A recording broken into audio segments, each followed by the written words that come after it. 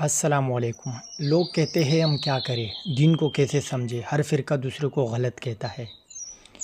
اس کا بہت آسان جواب ہے، اللہ نے تم سے یہ نہیں کہا کہ تم کسی فرقوں کو مانو۔ قرآن میں اللہ نے فرمایا میرا سیدھا راستہ یہی ہے، اسی پر چلو اور بکھر نہ جاؤ۔ قرآن کریم میں دین کو سمجھنے کے لیے مختلف طریقے اختیار کرنے کی ترغیب دی گئی ہے، جن میں سے ایک ہے تدبر۔ قرآن کو صرف ثواب حاصل کرنے کے لیے نہیں پڑھنا چاہیے بلکہ غور و فکر اور سمجھنے کے لیے پڑھنا چاہیے۔ اللہ تعالیٰ نے قرآن میں بارہا عقل، فکر، تدبر کرنے کا حکم دیا ہے۔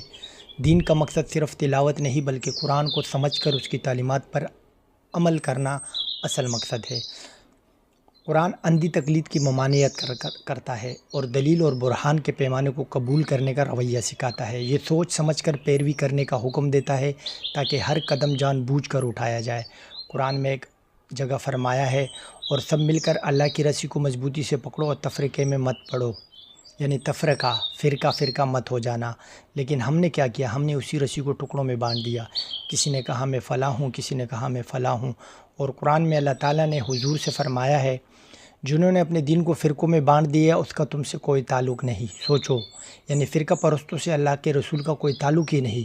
اگر اللہ کے رسول آج تمہارے سامنے کھڑے ہو اور تم کہو میں فلاں فرقے سے ہوں تو کیا وہ خوش ہوں گے، یا یہ کہیں گے کہ میں نے تمہیں ایک امت بنا دیا تھا اور تم نے اسے فرقوں میں تقسیم کر دیا؟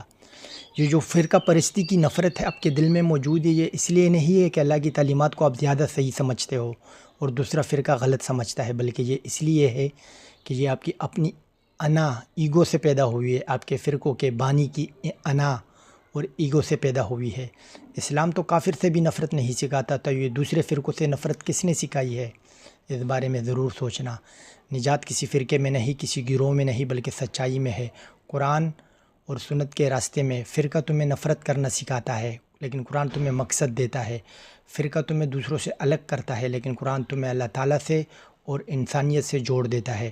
اگر تم واقعی دین چاہتے ہو تو ایک آسان سا کام کرو، روز صرف ایک آیات ترجمے کے ساتھ پڑھو اور دل سے پوچھو یہ اللہ مجھ سے کیا کہہ رہا ہے۔ پھر دیکھنا اللہ خود تمہارے دل کا دروازہ کھول دے گا اور تم سمجھ جاؤ گے کہ دین فرقوں سے نہیں ملتا، قرآن سے ملتا ہے۔ اب آپ بتائیے، آپ آج سے صرف مسلمان بن کر اللہ کی رسی کو تامنے کے لیے تیار ہے یا پھر کسی اور لیبل میں رہ کر امت کو تقسیم کرنے کے ذمہ دار بننا چاہتے ہیں؟